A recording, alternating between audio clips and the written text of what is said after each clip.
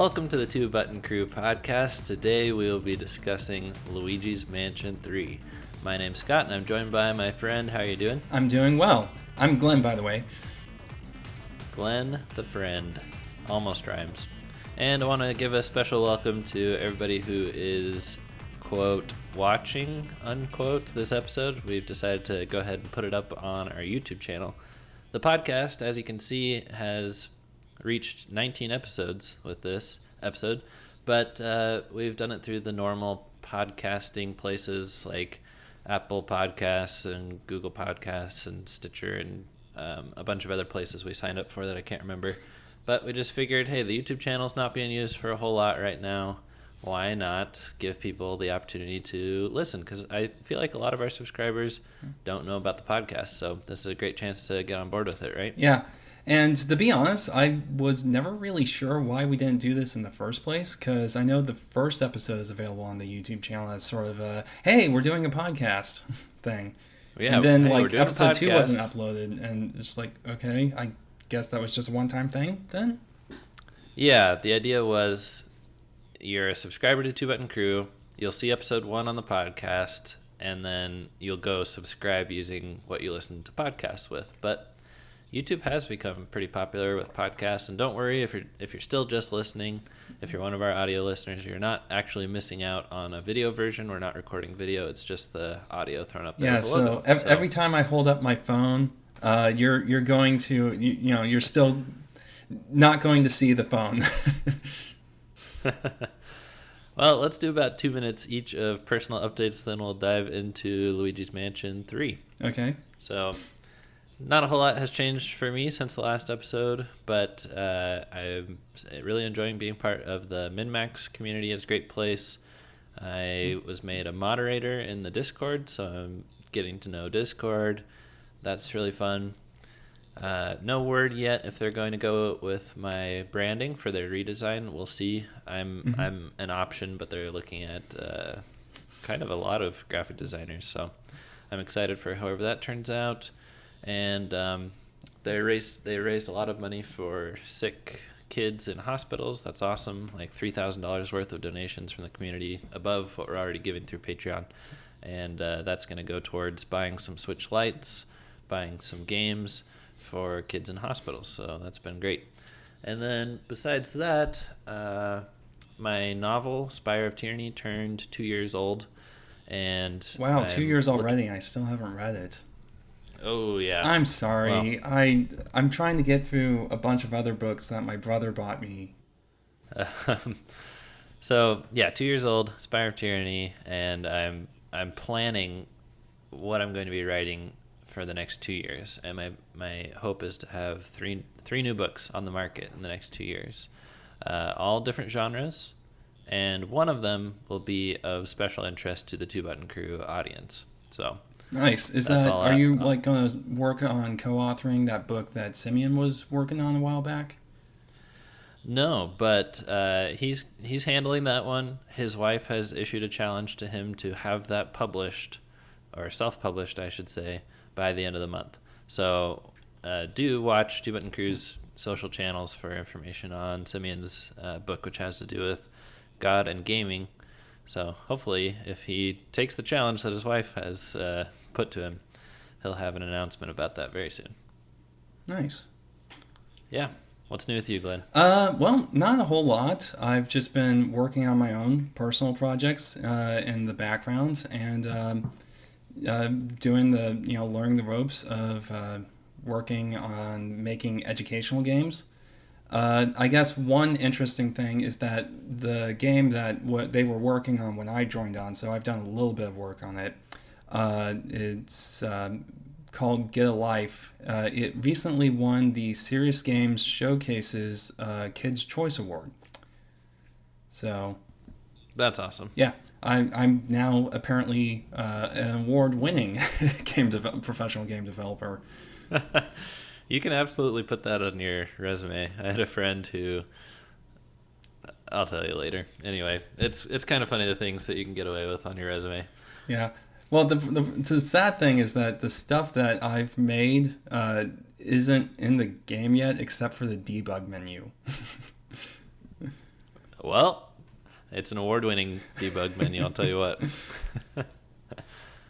All right, so it's time for Luigi's Mansion 3, the threequel to a long-standing but sparsely updated series, a spin-off from the Super Mario games. And, of course, you've played 1 and 2, right? Yeah, and I even, like, the week or two before 3 came out, I did a marathon session of Luigi's Mansion 2 just to get, caught up. Well, I mean, I played it when it first came out, so not really caught up, but refreshed. Yeah, that's good. That'll be useful for this conversation. I've played Luigi's Mansion 1 probably 3 times, and only the sequel a single time. I've played from like start to finish the first one like 8 or 9 times. Like, it's a short game, so you can blow through it, and like I've literally done it in one sitting. It takes like 3 hours if you know what you're doing. That's awesome. Isn't it interesting that it goes Luigi's Mansion Dark Moon, Luigi's Mansion 3? Yeah, it is, but I would like to point out that I think in Europe and Japan, Dark Moon is just called Luigi's Mansion 2. And hey, it's a lot better than the recently announced Bravely Default 2. Because that series goes Bravely Default, Bravely Second, Bravely Default 2. Oh, wow. Square Enix, what are you doing? That's why it's better just to completely avoid RPGs, right? No, Bravely Default, like, I didn't play the original full game, but I played the demo, and it actually was a pretty good RPG from what little time I had with it. Mm-hmm. Yeah, I've heard great things about that series. Yeah, unfortunately, I just did not have time for it when it first came out, and as I understand it, its physical copies got really expensive because it had like a very limited print run, so... So how about the Luigi's Mansion series? There's a big difference between 1 and 2. What do you think in general about the series so far? So far, I think 1 was a lot better than 2. Like, 2 certainly did some things right. Okay, I don't... Maybe a lot better is too strong of a word. I don't want to make it sound like I hate the second game. I really did enjoy the second game, but it had the weird mission-based structure that the first game didn't. Yeah, it definitely seemed like they were trying to cater to the handheld market with 2, which makes sense as it's a handheld game, but they just weren't confident that people would sit down and play it for long lengths of time. Well, and I'll confess, I had some trouble sitting down and playing it for long periods of time. Yeah, because it felt kind of jarring to be going from mission to mission every 5 minutes, right? Yeah. But it is good to see Luigi's Mansion 3 is really like a return to form home console entry, even though you can take it on the go. Mm-hmm. It seems like beating a floor is a really ideal amount of time. It's like 30 to 45 minutes depending on the floor, and some of them are a lot shorter than others, but it's like Nintendo had confidence that you could pick this game up, play it for an entire floor, and do that over the course of 2 weeks, and it's really well paced in my opinion. Yeah. And maybe that's part of the reason why I got a little bit irked by the mission structure in 2, or Dark Moon if you prefer, because it was kind of inconsistent. There were some missions that I could blow through in like 7 minutes, and others that took me like 30. And I wasn't being any more leisurely in one over the other. That might have had something to do with it, but yeah, the first game really, I have a lot of fond memories with it, and it's just one of those games where it's like, it makes me stop and think that sometimes like polishing a game too much maybe diminishes it just a little bit, because it has all this weird clunky stuff in it that doesn't really add anything from a gameplay perspective, but just gives so much flavor to the game. Like being able to scan every object in the mansion and get Luigi's thoughts on it. Oh, I don't even remember that. Yeah, you could go into first person, and Luigi would like comment on, "Oh my gosh, this would never pass the white glove test" and stuff like that. Huh. Wow. Thanks a lot. Now I missed that. Well, there is a weird continuity thing that I noticed from Dark Moon to this third installment, and that is when you beat Dark Moon, spoilers, Polterpup, his eyes get the pupils back when the dark crystal thing is broken or restored or whatever. Yeah, I noticed that. It's totally undone, and they must have retconned that just for design purposes, recognizability, because Polterpup looks cuter without the pupils or something. Yeah, I would say he actually looks cuter without the puppy dog eyes. Yeah, the puppy dog eyes were just when I saw that because I'd forgotten about that until I replayed the game. I was like, yeah, it's weird. Doesn't look right. Mm-hmm. None of the other ghosts, and that was like the only game of the series where the ghosts get pupils when they're not being evil, I guess. Yeah. I'm really glad to see this game get made. It was a risk making Luigi's Mansion and launching the GameCube with it, and the series was gone for a long time, but Dark Moon must have performed well enough. Hopefully we won't only get 3 entries every 20 years from now on. But anyway, so let's talk about Luigi's Mansion 3 itself. Let's do it. And so, first and foremost, I guess we've already touched on this a little bit, but would you say this is truly a return to the first game style? Because I'll confess, I'm not sure I'm entirely convinced of that. You go first, because I think you're recalling the first game with more detail than I am. Well, I would say just the way it presents itself. Luigi's Mansion 3 is kind of more of a... I've mentioned the idea of a thesis, antithesis, and synthesis before, all the way back in our first episode, actually. What is that called? Hegelian dialectics, I think. But I think this is more of a synthesis between the Dark Moon style and the original game style, which makes sense because it's the same developers as Dark Moon, Next Level Games, right? And so I think this game is like the floor-by-floor progression kind of feels like the mission structure of Luigi's Mansion 2, but without the rigidity of you are locked into this mission. You know? Yeah, and without being interrupted by a call on your handheld gaming device with EGAD spelling out, do this. Yeah, and there was thankfully a lot less of that. But yeah, it did seem like the progression had kind of that slightly formulaic aspect to it. I really just interpreted their approach to the floors as we can do really different environments and biomes by putting all these on a different level of the hotel. And I didn't exactly feel like I was on different missions because it was basically the same formula all the time. It's just get the next button from the next boss. Mm-hmm. But to me, that is kind of a mission structure because you show up, you see the boss ghost, and then you go through a series of puzzles. You fight the boss ghost. You get the elevator button. And you go back to the elevator. You know, so to me, it is kind of a mission structure because it does have a very, like in the original Luigi's Mansion, you kind of were crisscrossing across the mansion all the time, and you didn't always have to fight all of the ghosts. So I think it was a little bit less structured in how it progressed. I mean, incredibly linear, but just you weren't always sure what was what you would be doing next. But that's not necessarily structure is not necessarily a bad thing. I'd say one of the interesting quirks of video games as a medium is that they actually are very reliant on repetition, and that if you don't include some element of repetition, then the game feels kind of arbitrary. Like, if you include a mechanic that only gets used once, and we'll come back to this later, only gets used once, it feels it feels underdeveloped. Yeah, I was having a discussion with someone who bounced off this game and said that it felt extremely formulaic, just going to the floor, being told to get the button and doing it over and over again.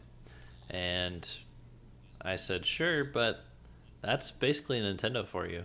All of Nintendo's franchises have this formula where if you're Link, you're getting an item and you are clearing out a dungeon, beating a boss at the end, except for in Breath of the Wild. And if you're Mario, you are exploring, you're getting coins and some form of celestial currency. But it's like, I think people that are fans of Nintendo are fans of formulaic gameplay. Yeah. With good gameplay hooks. Well, honestly, I think one of the ways that they could have mitigated the sort of it feeling formulaic is one of the things I noticed is that I think at the beginning of the game you go to the first floor and then you climb some stairs to the second floor. You don't take the elevator there. Yeah. And then after that, I want to say you go to the fifth floor and then back down to the third and the fourth floor. And then after that, it's completely linear. It's 6, 7, 8, 9.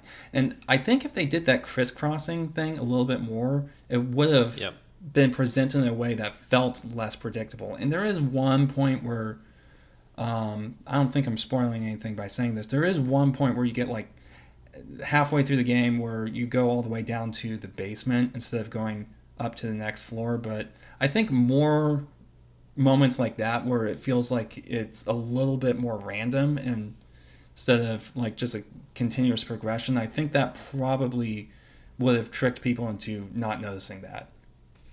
I agree. I was a little bit thrown off by that. Just that, hey, the floors don't go in order. That's kind of cool. Wait a second. They mostly do go in order. Yeah. And the thing is, it's one of those things where you only have to, like, every third or fourth floor has to be out of order for that to hold up. And you can still, like, mostly be climbing the tower because climbing a tower has, good symbolic and metaphorical connotations of the rising action and approaching the the climax, the crescendo, whatever you want to call it. Well, let's talk about the moment-to-moment gameplay, which really has to do with what you're able to do on the controller and what Luigi's able to do as a character. So I like how you got it laid out here, Glenn. We've got 3 returning abilities and 3 new abilities. So coming back are, of course, sucking and blowing with the vacuum, strobe bulb, and dark light. So the dark light was new to Dark World, right? Dark Moon, but yes. Sorry. Yeah, Thor the Dark World, where Thor shines Thor the Dark Moon and people. Luigi's Mansion the Dark World. Yeah. So we've got sucking and vacuuming, blowing out, strobe bulb, and dark light. Yeah. So let's start with the most obvious is the sucking and blowing, and I feel like I'm insulting the game when I say that. I know. But I think they did a really good job with it in this game because more so than ever before, the environment reacts to this. Like, this game is very physics heavy. I like that.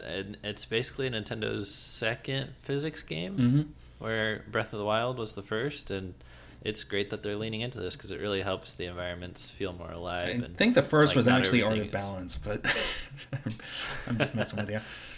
Yep.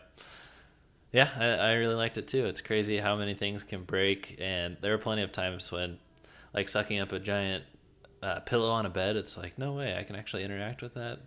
They went above and beyond with the destructible environments. Yeah, and I really appreciated that. It was just so weird and refreshing to see a Nintendo game embrace something that's kind of more of a modern...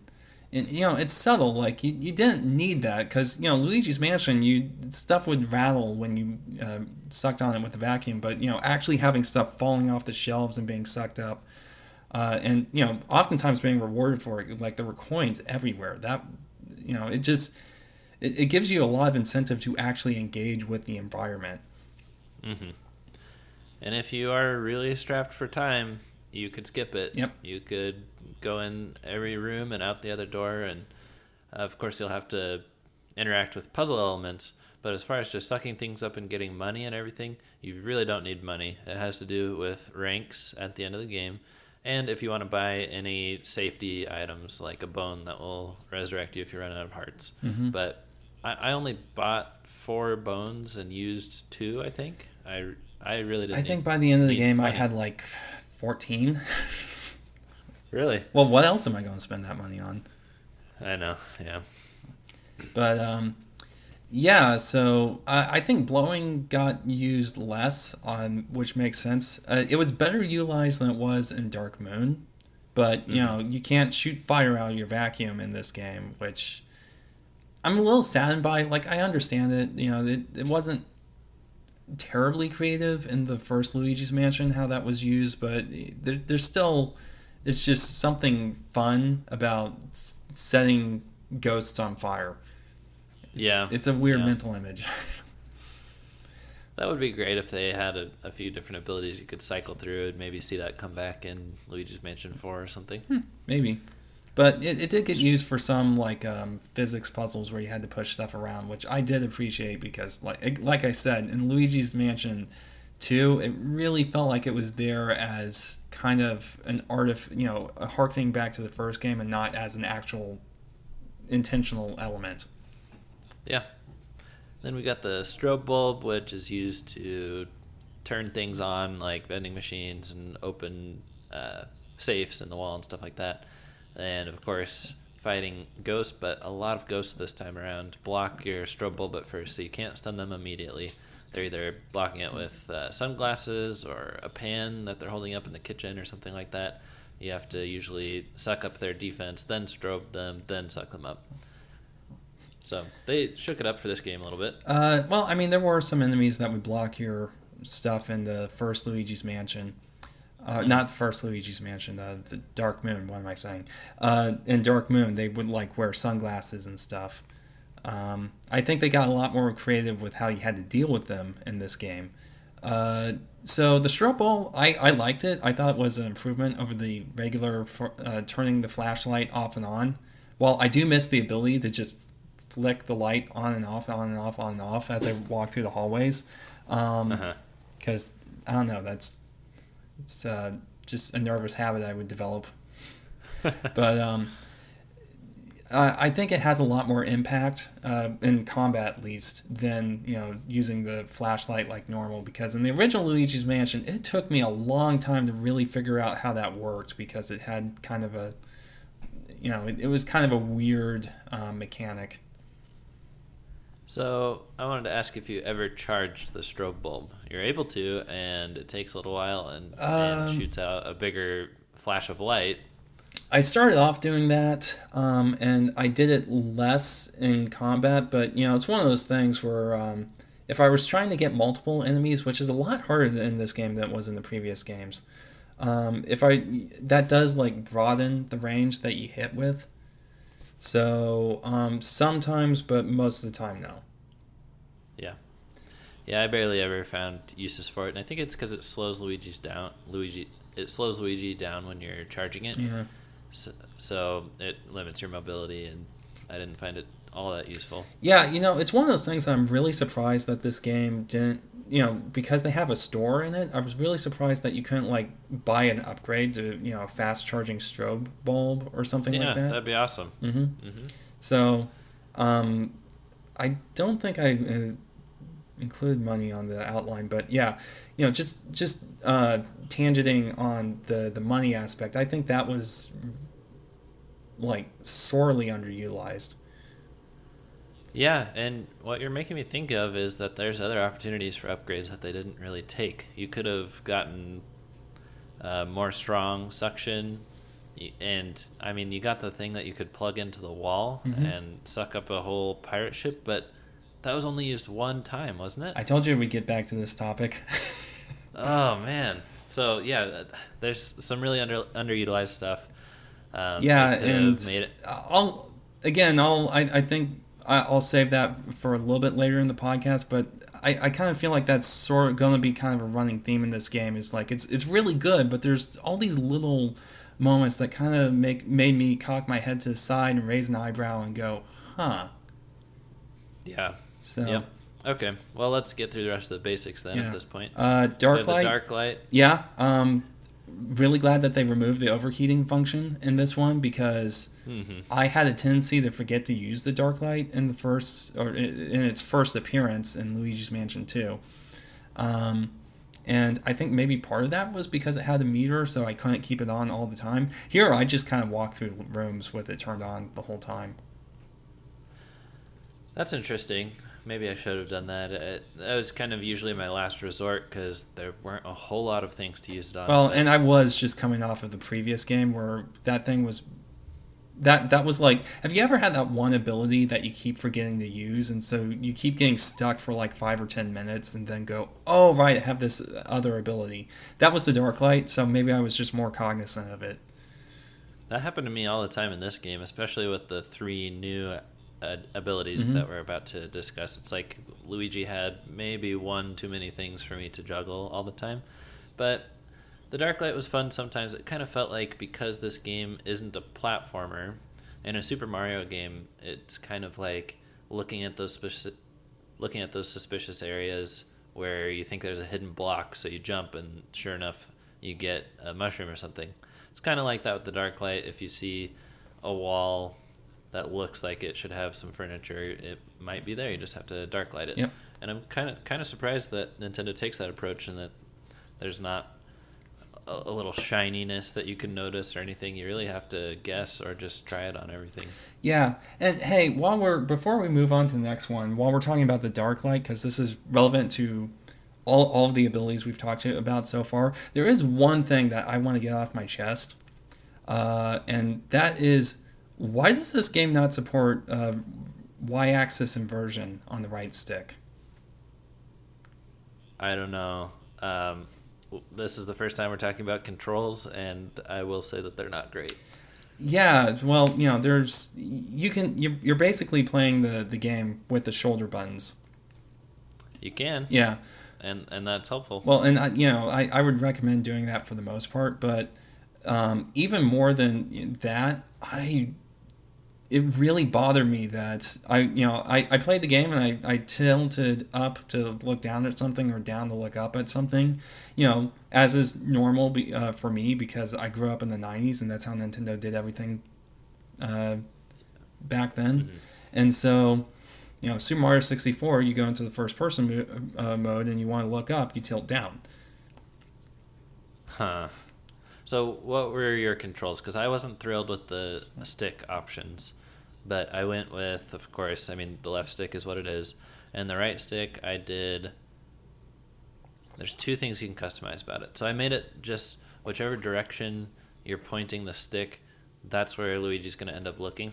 Mm-hmm. And then I did locking it to horizontal only, and I used motion controls for up and down. So when I wanted to look up, I pointed my Pro Controller up. That may have been better for me. I don't typically use motion controls, and I think part of the reason for that is that, like, when I was playing Splatoon, they didn't have the option to use it only for vertical, if I recall. If you turn the motion controls on, it has to be all directions. And vertical is really all I would want to use it for, because that's the one direction that's a little bit harder for me to aim in. I just turned off motion controls, pointed in the direction I wanted to, Luigi faces the direction you point in. But the thing is, they don't even include an option to invert the vertical movement on the right stick, which is standard in every freaking game. And that was something that was tripping me up until the end of the game. Yeah, since we're on the topic, I'll just come out and say it that this is, to me, the worst part of Luigi's Mansion 3. I struggled with the control settings for several floors until I landed on something that I felt was good enough. But even then, I was using the left stick, the right stick, and motion controls, and I got a little bit of Star Fox Zero syndrome. Mm-hmm. So, yeah. And, again, I'm mentioning this because all of the returning abilities are pretty reliant on, being able to aim properly. But, all right, now that we've done that tangent, let's get back to the new abilities. And so the new abilities in this game are the suction shot, the burst, I think is what it's called. They don't really refer to it by name very often, and Gui G.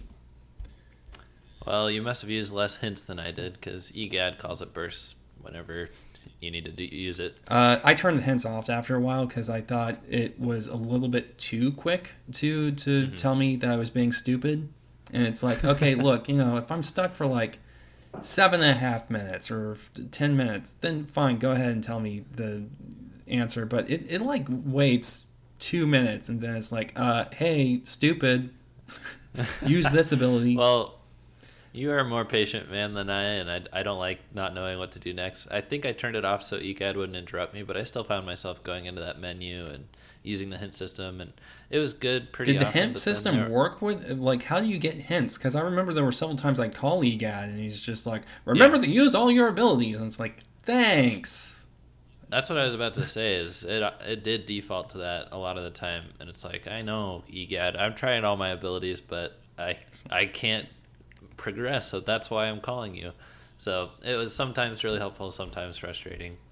The suction shot, first introduced in a Smash Bros. Ultimate trailer. That's awesome to see that, how that worked out. That was pretty cool, and it was mostly used for like peeling stuff off the walls, knocking things over, but I will say it overlapped with the burst a little bit as far as what you would need to do to knock something over. I really like the suction shot. I think that's probably my favorite new ability in the game. Because you can just grab stuff and fling it or rip stuff off the wall. It just has a very good feel to it.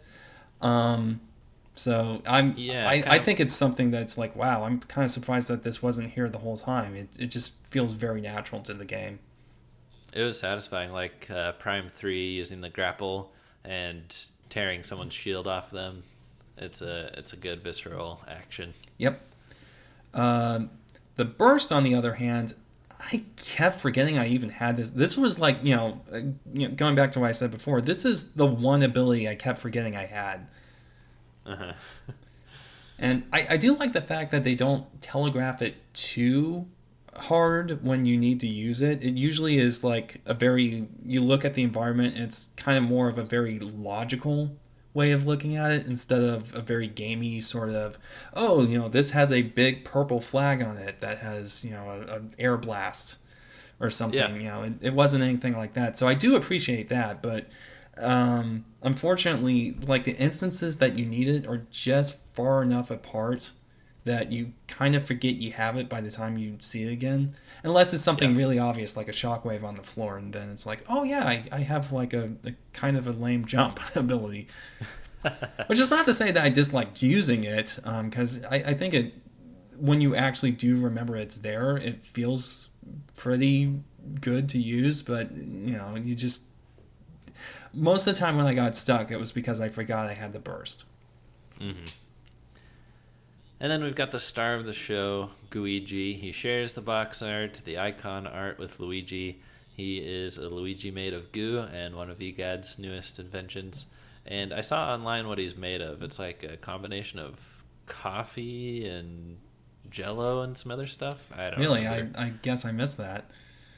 That was an IGN article. They did a super deep dive on Gui G, which is interesting. But in this game, diving into Gui G. He's mostly used to walk through bars, go down sewer grates, kind of get to the areas that Luigi's unable to get to. And I think that was a really good addition because they got to use it cleverly for a lot of puzzles. Yeah, I was really surprised by how well integrated Gui G was. I thought Gui G was going to be that ability that kind of never gets used. Mm-hmm. I love the moments where Luigi's trapped or in trouble and your only option... I mean, you're going to try several things at first, right? You're going to try using your flashlight, even bursting out of the grip of a monster, but sometimes Luigi just has to slip out of the vacuum and save his humanoid counterpart. Yeah, I do have to wonder how different this game would feel if I played it with a friend, because Gui G enables multiplayer, so it's one of those things where it's like, I'm not sure the game would be more fun with this, and Gui G would be more useful if I had a second set of hands controlling him, so... Yeah. You didn't get to do any co-op at all? Well, I mean, I don't have friends, and, near, or at Aww. least near where I live. I mean, you're my friend, Scott. But Yep, but it's not online enabled, or else we totally could have. yeah, but so I think I it's a good set of abilities that they have in this game. I didn't get to play co-op either. I was really trying to. It was cool that this game came out on Halloween. Mm-hmm. So I got it shipped from Best Buy. It arrived. My wife and I had a bowl of candy we were giving out to people, and our plan was in between trick-or-treaters we would be playing co-op. But it actually took quite a while to unlock Gui G, so it was just single player, and I was trying to rush through the game, try to get it to where my wife could join in. But by that time, her non-stellar attention span had already expired, and that was unfortunate. Mm. Well, and that's also pretty unfortunate that you were rushing through the beginning of the game, because we'll get to this in a... Man, I'm saying that a lot today. But, I think the beginning of the game is one of the best parts. But anything else to say about abilities? Oh, yeah, let's talk about the super vacuum ability, because we mentioned that in passing. That was something that... How do I put this? Like, this is going to bleed into exploration and game progression, but I was really hoping for a more Metroidvania style progression for this game, because it kind of looked that way from the preview footage. And the map kind of looks like that. Yeah, and so that was one of the things that I was kind of excited about, and the fact that they sort of slowly give you each ability kind of makes you think that. But you after the first 2 hours, you don't really get new abilities, except for this, like 3/4 of the way through the game, you get this. EGAD tells you, oh, by the way, I created this this module for the poltergust that will enable you to increase the power of suction when you're next to a special outlet. And you're like, oh, and you use it, and it's freaking rad.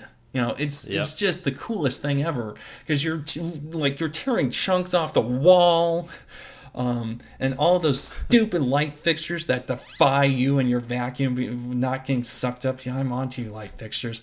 Yeah, you get to rip those guys off, and it's just like it's you feel like SpongeBob did in that one episode where he learns to be assertive, and he's like, I am an alpha male. He rips his shirt off and does an elephant.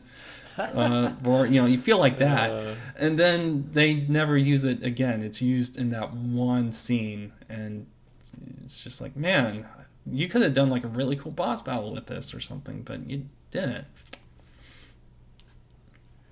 I totally agree, and the way EGAD was explaining it sounded like whenever you see these. Mm-hmm. Yeah, so and he very clearly is like, keep an eye out for these. Like, he actually says that. So, but at that point, you've already seen the one that they put in the game. Yeah. So so as not to be misleading, they should have said, remember where you've seen this, or something. Honestly, I'm inclined to think that they were planning on using that in again, and they just had to cut it. I think so, yeah. And I'm going to get into this later. But I think a lot of my issues with the games probably stem from that. I'd be very interested to hear more about this game's development cycle, because I get the feeling some stuff happened behind the scenes, and it was they spat, what was the word, spackles over the cracks. Sure. Whatever. They smooth, painted over the cracks really, really well, so you can't see them. But I get the feeling that this game maybe went through a few iterations. But anyway. Boy, I can't wait till you get that later. This podcast is gonna be so good in the 5th, 6th, and 7ths.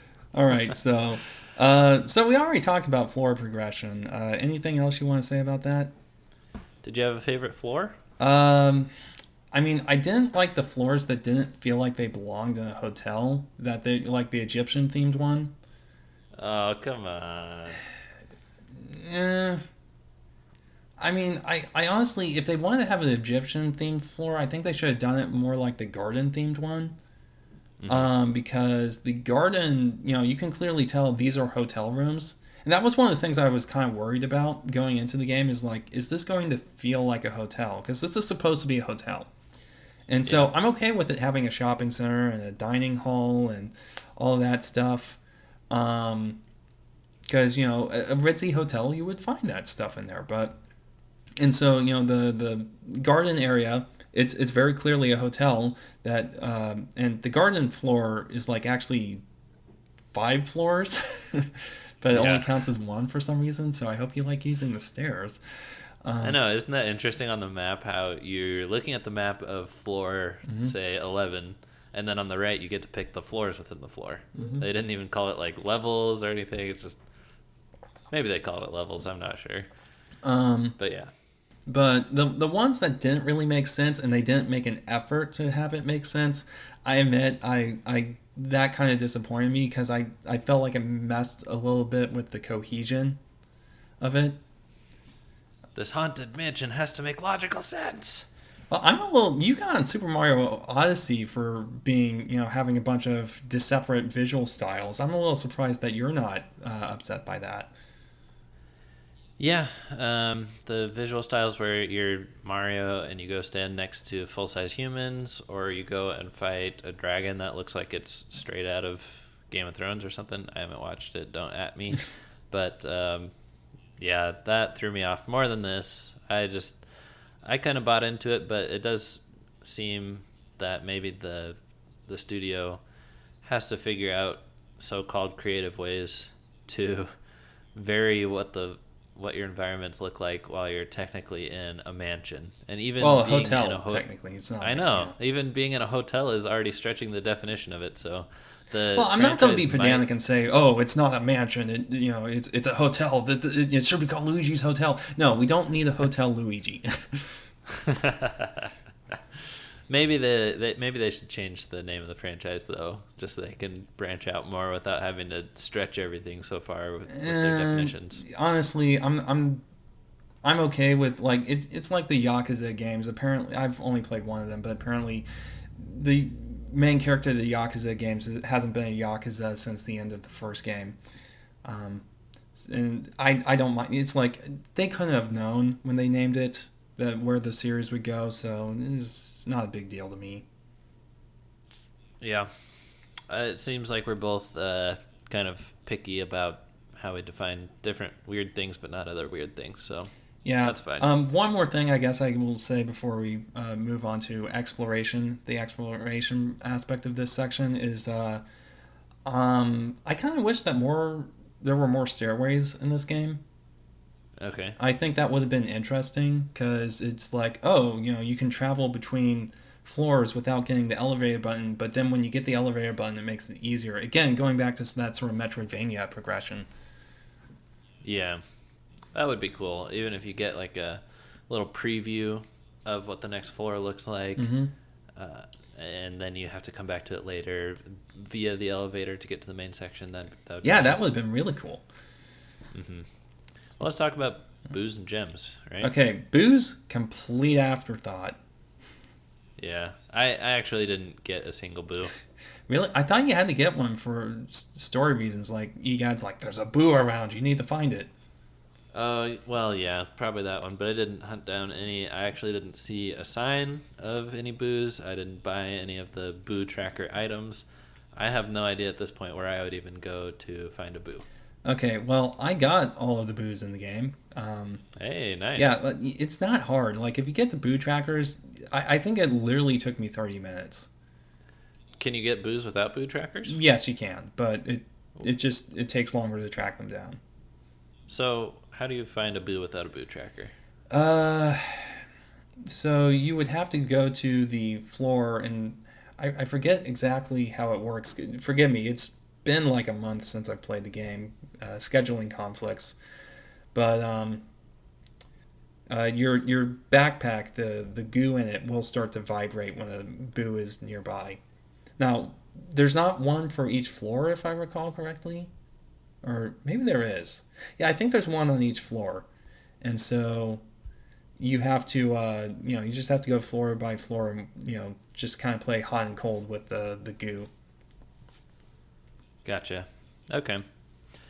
And gems, I probably averaged 2 to 3 per floor. It wasn't really going out of my way, but they were fun to get when I could. My favorite one was probably on the music floor.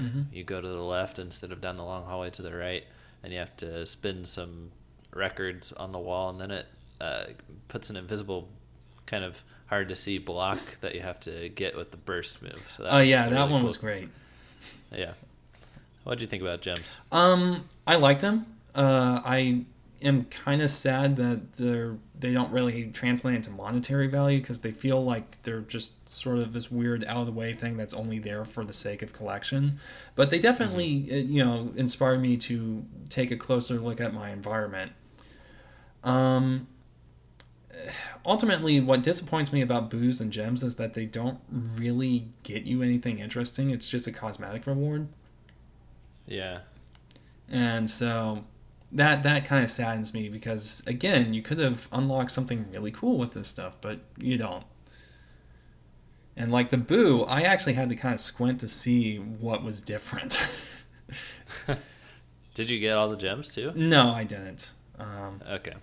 I didn't want to put that kind of time into it. Yeah. I mean, it's there for the people that maybe buy fewer games or want to spend more time with Luigi's Mansion 3, but I like that you can beat this game in 10 to 12 hours if you want to, which is what I wanted to do. Yeah, and if you're playing the game, you haven't played the game yet, I would highly recommend that you at least try to get some of the gems, because they are, when you see a gem, it's like, how do I get that? That is fun. It's just, I don't want to go way out of my way to find them, because sometimes you don't even know where to look, and I don't like stuff like that usually. But then again, I could just buy the gem finders if that really was a problem. All right, have we made it to combat? Yep. Very cool. Combat. This is what Doug Bowser said he was looking forward to the most after E3 2019. He said he was excited to kill ghosts. And he used the word kill, which Simeon pointed out to me as very unusual for a Nintendo executive. So, yeah, indeed, killing ghosts is fun. Yes, just in my opinion, not as fun as it was in previous games. Why is that? Well, it's a number of reasons. One, there's not the same kind of variety of ghosts as there was in Luigi's Mansion 1. So I think there's even fewer ghosts in this game than there were in Luigi's Mansion 2, which is surprising because that game had a very slimmed down rogues gallery. And I don't know, they tried to make it so that like the green ghosts could have multiple functions, and I appreciate that to an extent, but I'm also a fan of the gameplay design mentality that enemies that behave differently should have like different appearances that conveys like their behavior to you, because that's kind of been with video games for decades now, as just a trope of the genre. But yeah, really my major issue is I don't like the slam maneuver near as much as I liked the charge bulb in the second game, or just the standard sucking ghosts up in the first Luigi's Mansion. Yeah, the slam maneuver, it got kind of old, I agree, because you just wanted to mash that button, and it was useful when you could like hit a ghost with another ghost. I did have fun comboing in that way, so it's like I get one on the line, have him slam into another one, and after I suck up the first one, I can hit the second one with a strobe bulb before he recovers, and kind of keep the chain going that way. But I think that maybe they should have only allowed you one slam per ghost or something. Just some way that it's not 3 slams and you're done. Well, that's the thing that I disliked about it, is that it didn't allow me to do it as much as I wanted to. Because I got to the point where I stopped using the slam maneuver, because it's like, this is a suboptimal strategy. I want to one cycle these ghosts. Like, that was part of the fun of Luigi's Mansion 1 and Luigi's Mansion 2, is that if you got good, you could one cycle the ghosts. And Luigi's Mansion 3 really discourages that, because after you start slamming them, you're going to lose your grip on that ghost, and they're going to disappear, and you're going to have to strobe bulb them again and start all over again. And you don't get that like sort of chaotic, reeling in a big fish, trying to desperately not to lose your grip thing, because it's like you are willingly sacrificing your grip. Now, there are points where it's strategically viable to do that, like when you're getting surrounded, it's like, okay, I need to take care of this other guy. So I'm not saying that there isn't any like depth or anything like that to it, but I think it would have been better if they like presented a choice to you, because they clearly want you to slam the ghosts, and so they don't really make trying to just suck it up like normal fun. You don't have that rhythm of slamming the stick around like in the first game, or the charging up and doing the burst like you had in the second game. If you just try to suck up a ghost normal style, it just feels very underwhelming. So I think they should have tried to make it like, okay, these are your options. One has, here's the advantages and the disadvantages of one, and here's the, trying to suck it up like normal, you're vulnerable to other angles of attack. But, slamming it, you're going to lose your grip on the ghost. And it was like more this, and again, that technically is there, that strategic choice, but it just, you feel like the game doesn't want you to take one of those choices, because it doesn't give you an option where it has that satisfactory oomph. I've heard developers refer to as juice. It doesn't have the juice. Because it's showing you mash the A button as soon as you hook a ghost on the line. Yeah, and it'd be kind of interesting if you could just, instead of doing that, you could have done like a burst like in the second game, and you had to choose between those two. So, I'm sorry if I missed it, but what happens if you just forget about slamming and you're just sucking up the ghost? Can you one cycle in this game? Most ghosts, it's not easy to do that. Okay. Like the big red guys, you're probably not going to do that. What you want to do is you want to get them down to a certain point and then start slamming them, because once they're like below 80 or 100 HP, then you can start slamming them and you'll finish them off.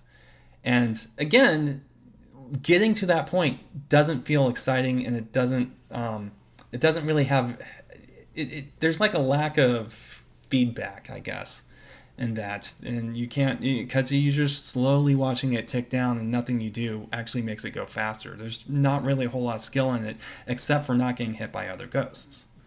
Yeah, I hear you.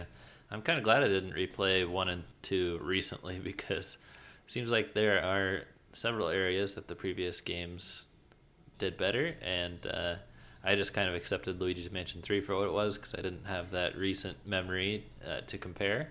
But hey, 1 and 2 are both available on the 3DS. They're still good games, and everyone can play them as well for the things that they do correctly. Mm-hmm. And you're right, there was less variety of ghosts. So that's unfortunate. That's another similarity to Breath of the Wild. It's like there's these few classes of enemies, and they really stick to them with slight variations, but I would definitely prefer a wider enemy pool. Yeah, but hey, on the bright side, we got boss ghosts back, which were missing from Luigi's Mansion 2. Are you serious? Yeah, more or less. I mean, there were some... There was a boss for each world, or each mansion. Oh, that's not much. And there were 3 ghosts in Luigi's Mansion 2 that were kind of like... sort of like the portrait ghosts. They had like names and personalities, but that was just one boss fight in the second mansion. Okay. Huh. I really like the bosses. Had a ton of fun discovering each new boss, finding their weakness. It's a little bit repetitive how they all kind of block your strobe bulb in a similar manner, but as far as the designs and their attack patterns and everything, I had a blast with them. Yeah, I think they are good. It is one of those things where the bosses in the first Luigi's Mansion, or I guess I should say the portrait ghosts, because there's kind of a different 2 tiers of bosses in Luigi's Mansion for the GameCube. You have the portrait ghosts, and then the actual like capstone bosses that are at the end of a chapter. And so the chapter bosses play out much more like traditional boss battles, but the portrait ghosts play more like puzzles. And so in this game, they're each and every one of them is basically an actual boss and not a puzzle. Well, there's a puzzle element to them, I suppose, but it's like in the first game, it's like, okay, it's, I don't know, it leans more towards just being a puzzle, and once you figure out the puzzle, you've beaten the ghost more or less. You just have to suck them up, and it's kind of a formality. In Luigi's Mansion 3, however, it's actually like a boss battle where they change up their strategies and stuff.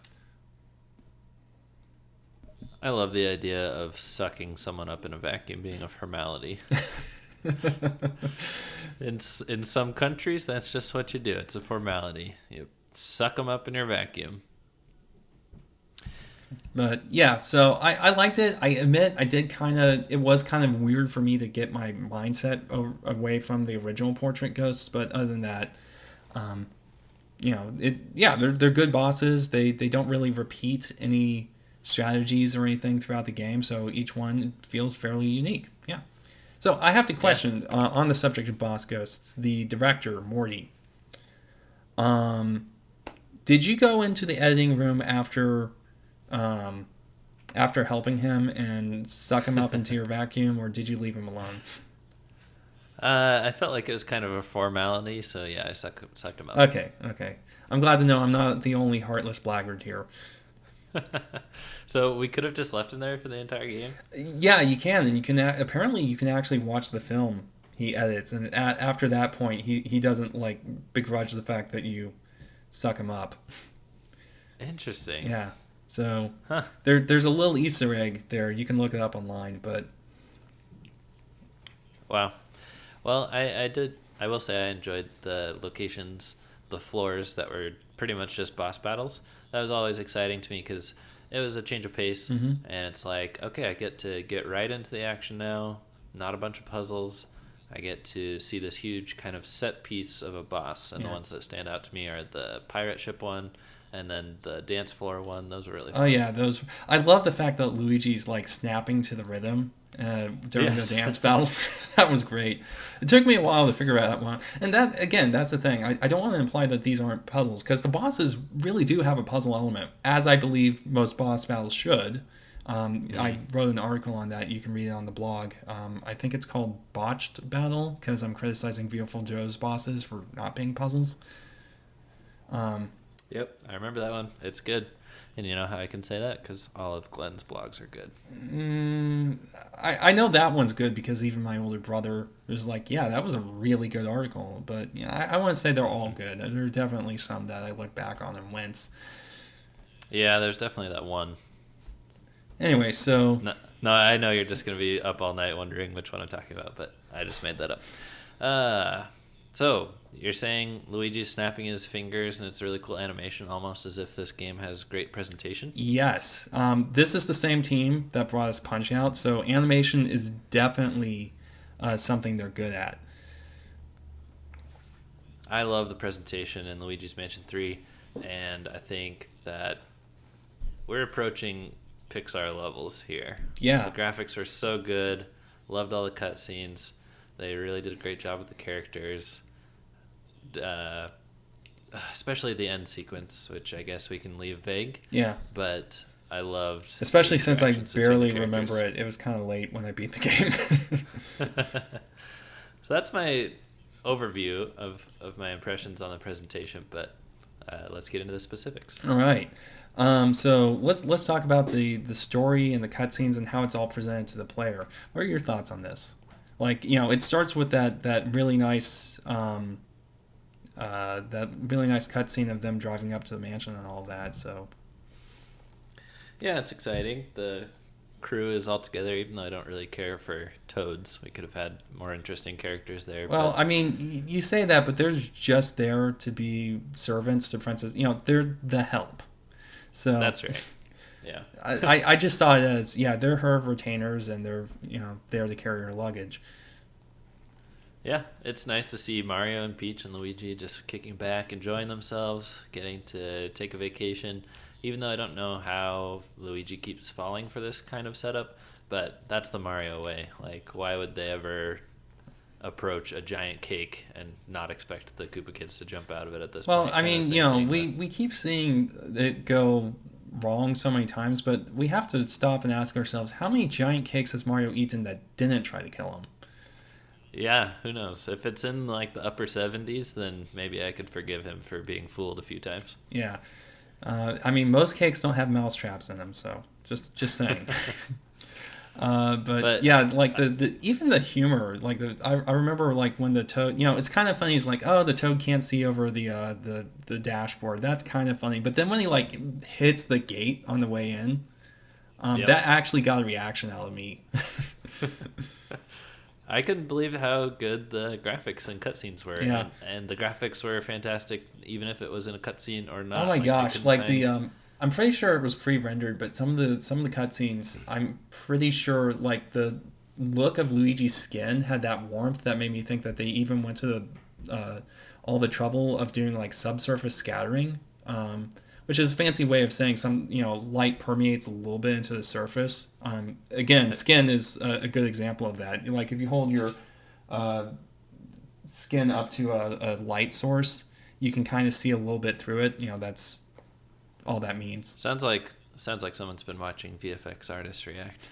No, I haven't watched that one. I did my thesis on graphics topics, and so I've learned a lot about computer graphics. In that case, you would love it. It's a YouTube channel called Corridor Crew, and they've put out probably 15 by now. VFX artists react to good and great CGI, and they talk about the minor things like subsurface scattering that can really sell the believability of certain CG. Okay, cool. Yeah, but I couldn't find any jagged pixels anywhere. Mm-hmm. It's like Nintendo is finally embracing HD, and it does make me kind of wonder when they will have a 4K capable system. We'll see if that's next for them. But look, I don't even have a 1080p television. My TV's 720. I don't care.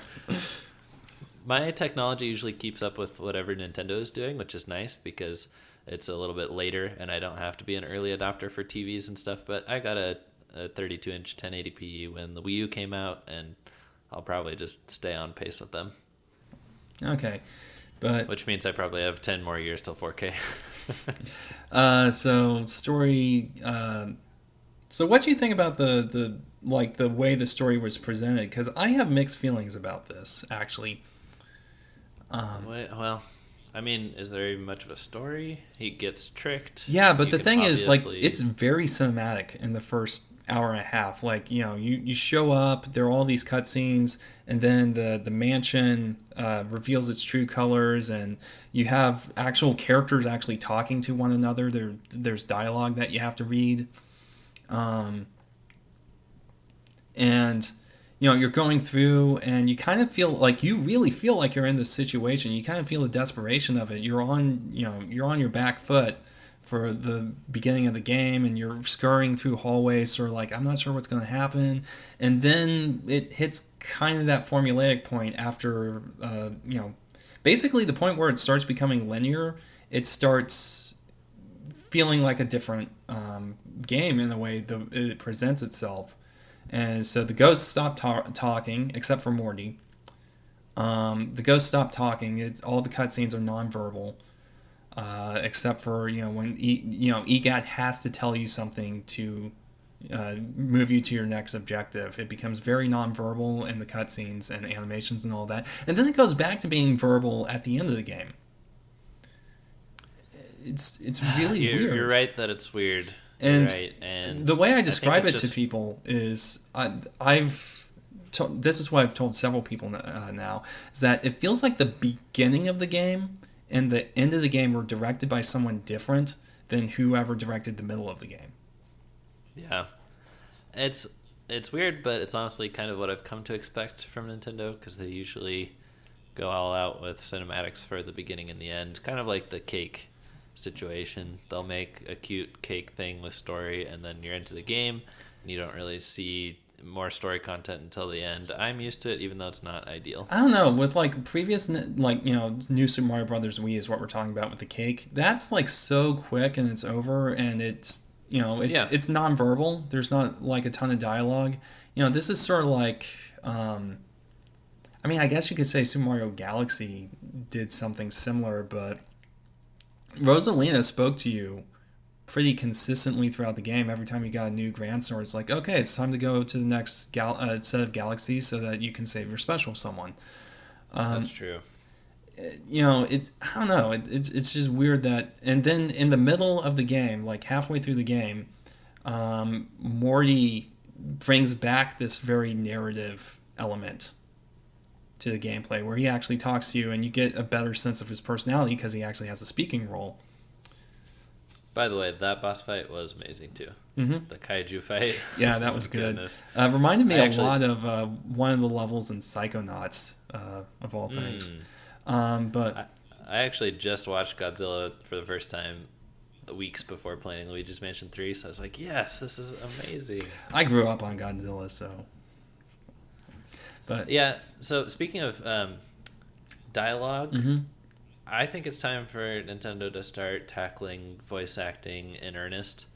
Like, that's just kind of the final frontier in the presentation that they need. So that actually touches on something really weird about this game I noticed. Okay. I thought Luigi's voice sounded a little bit off. Did you think that maybe he sounded a little bit nasally or something? That didn't register with me. I was going to compliment Charles Martinet on a job really well done with Luigi. That's the thing. I looked at the credits. He is not credited in this game. You're kidding. I did not see his name in the credits under the voice section. Uh-oh. Do you think it's because he was like the first person on the credits? I don't know. It could be that he was somewhere else. It could be that he just... everyone knows Luigi's voiced by Charles Martinet, so why would we? And maybe he just went by a different name. Sometimes voice actors do that if there's like a union problem. Though I think Charles Martinet would work with Nintendo regardless of unions, because Nintendo's never really dealt with voice actor unions. But I know this isn't conclusive research, but I just went to Luigi's Mansion 3 on Wikipedia, did find on the page, and typed in Charles M, and the only place it's popping up is in the footer for Mario franchise. So he's not mentioned anywhere. Yeah. This isn't good. Well, he is getting up there in years. Maybe Nintendo is just saying, okay, we want to have someone else in reserve for when Martinet finally decides to retire.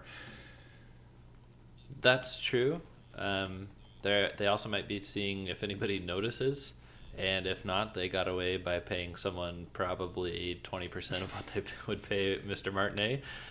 So I felt like the combination of whoever the voice actor was and the excellent animators really brought Luigi to life. Oh yeah, as absolutely. Well as all the other characters. And the and that was true of the previous game. His animations were very, very expressive in Dark Moon, and they absolutely hit it out of the park with this one. How about the Sound of Music? You are our audio man. Well, we've already talked about the voice acting, which was the major thing I wanted to touch on. But and I wouldn't say I'm the audio man because I don't know a lick about music theory. Like only the most surface level stuff. Well, hey, at least you remember the music. Barely, barely. Okay. Well, what I can say is I felt like it fit. I never felt like the music detracted from the experience, and I think it went right along with what I was playing. Yeah, but it was very ambient for me. Like they had it mixed down so it wasn't like as in your face as the first Luigi's Mansion, because the first Luigi's Mansion hits you really heavy with that organ. Dun. Mm-hmm. Dun. Dun. Yeah, it's just you can't ignore it. Yeah, here it's sort of like, oh wait, there's music playing. Is it good? Oh, it sounds like a remix of, a rearrangement of the music from Dark Moon. Dark Moon's music was aight. So. Okay.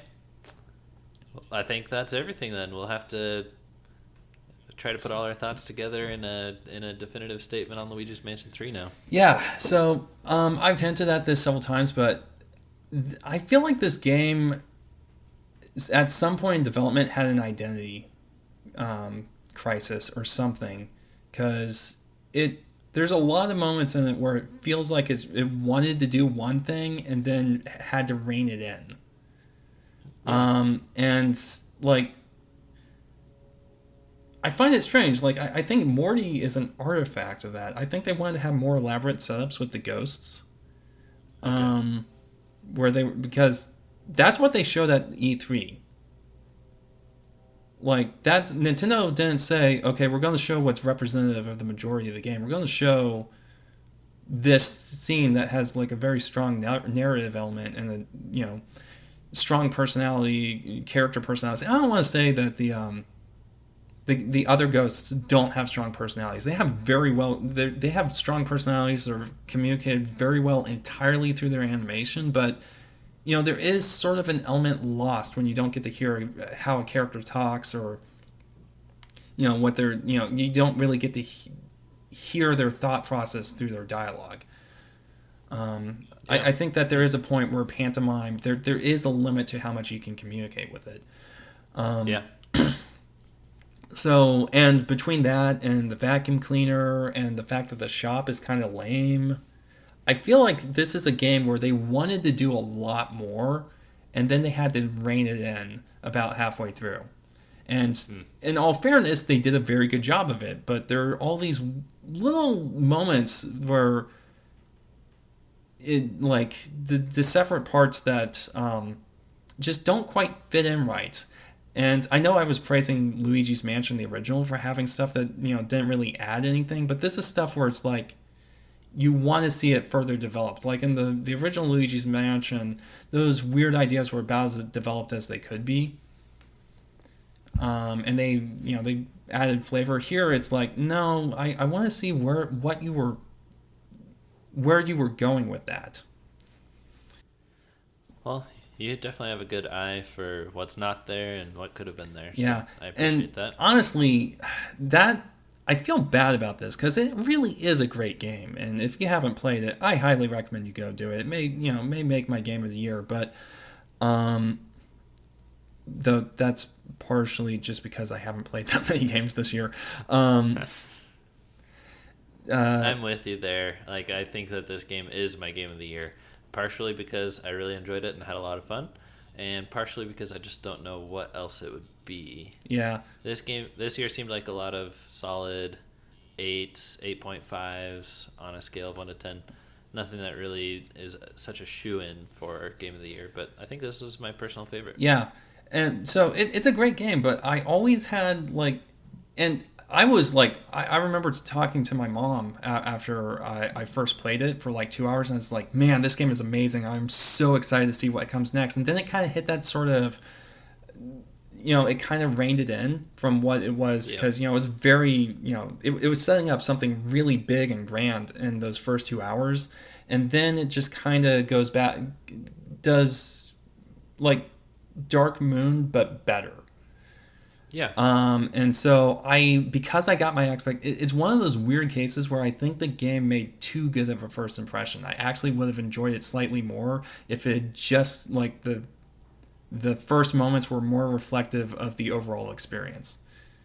So Glenn recommends that you play 2 hours and quit. No. Get your money's worth at the very least. But yeah, that's my take on it. It felt kind of uneven to me. Good, but just be aware that it's a little inconsistent in what it wants to be in places. For the most part, I was just rolling with what they wanted to present to me at the time, whether that's a more cinematic opening or a more linear and rigid structure throughout the mid-game. But well, and I think that's my problem is I didn't know what they wanted to present to me because it kept changing. Yeah. I had a lot of fun the whole time. I always looked forward to beating another floor. I felt like it was well paced. I was always soaking in the new environments and the great graphics and animation everywhere. Always looked forward to seeing the next bosses.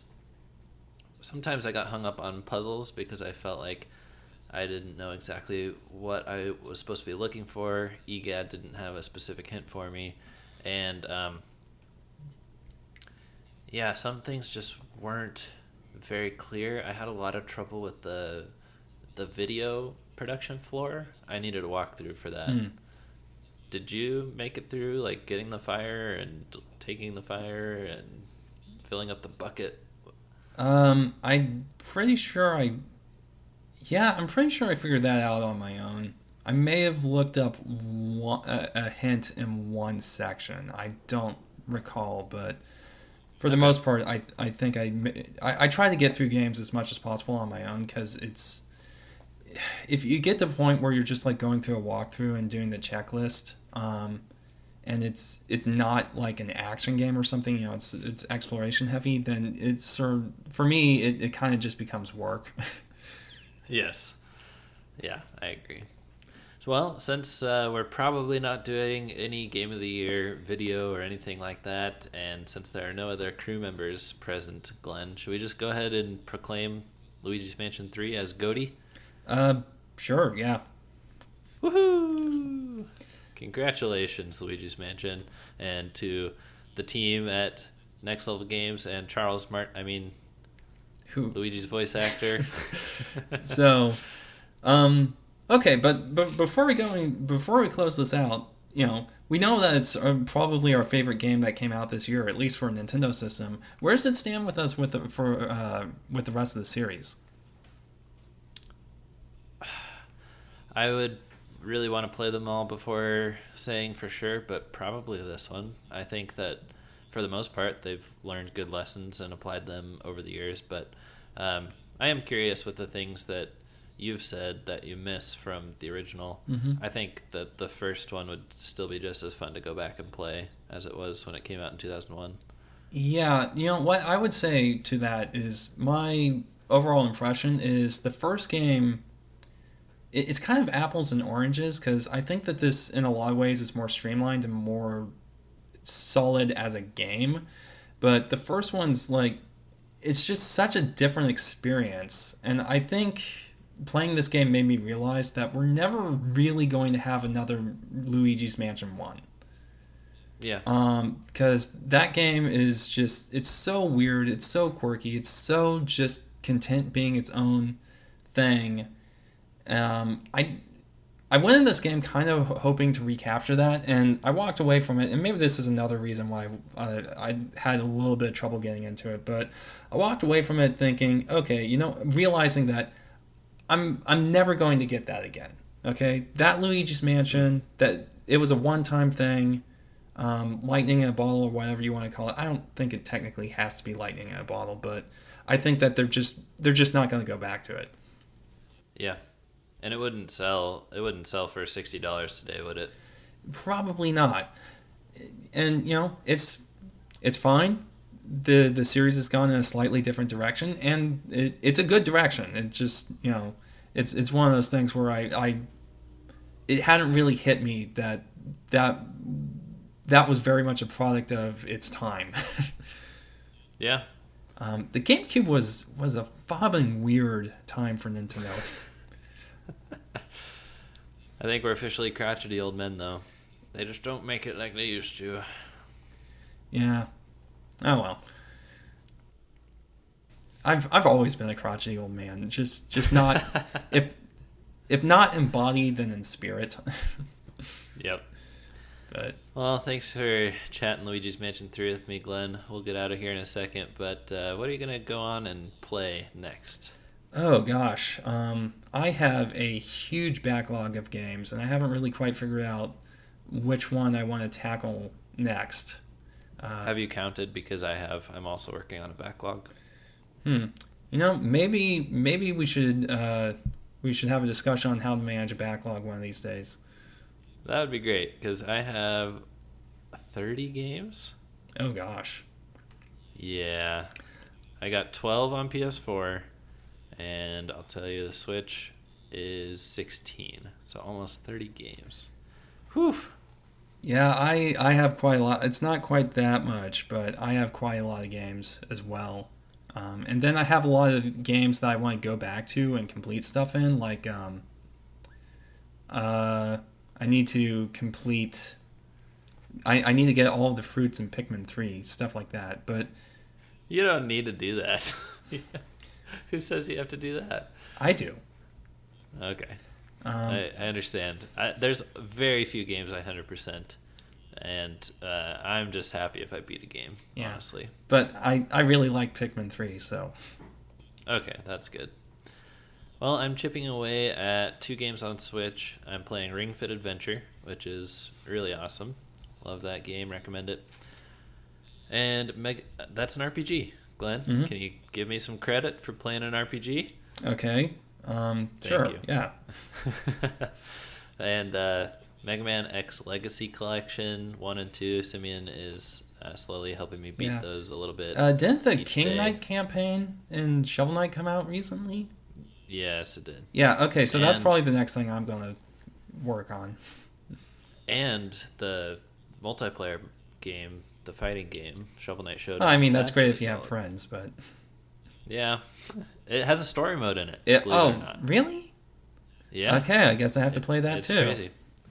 And then I'm doing the Dave Ramsey method for just beating my smallest games first on PS4. So I'm going to finish off Astrobot Rescue Mission, which is a virtual reality game. And I think it's honestly the best way to say it is like if Nintendo made a VR game, it would be Astrobot. It's an awesome 3D platformer. And then Inside, I'm going to play that because that's just a few hours. I can check that one off the list. And then I need to get back to Star Wars Jedi Fallen Order because I bought that, and that is a Metroid Prime game with lightsabers. Yeah, I think there's even, like, if you go out of bounds in one place, there's a reference to Metroid Prime. Ooh, no way. That's awesome. Check out the Boundary Break channel. He did, like, a 1 minute, 4 second video just highlighting it. All right, so you're going to be playing King of Cards. Yeah. That should be very fun. Cool. We'll be reading all the YouTube comments. If you guys have any thoughts on Luigi's Mansion 3 or anything that we've mentioned today, please share them, and we'll read them all, we'll respond, and we will look forward to our next podcast. So whether you want to subscribe on iTunes or Google Podcasts or even just here on YouTube, we'll make sure to put the podcasts here from now on. And thanks so much for listening and for being a part of the crew. Any last words, Glenn? No. Just Luigi's Mansion. You know, I know I complain a lot about games, but it's because I care. You know, I really did enjoy it. So, you know, if you haven't, go check it out. Yeah, and you want it to be better, and you want the 4th one to be better. And Nintendo's doing a pretty good job listening to fans, so maybe this will make its way to some Nintendo Treehouse intern for Luigi's Mansion 4 research. All right, and if not, we had fun recording this and talking with the crew. See you guys next podcast. Bye-bye. Bye.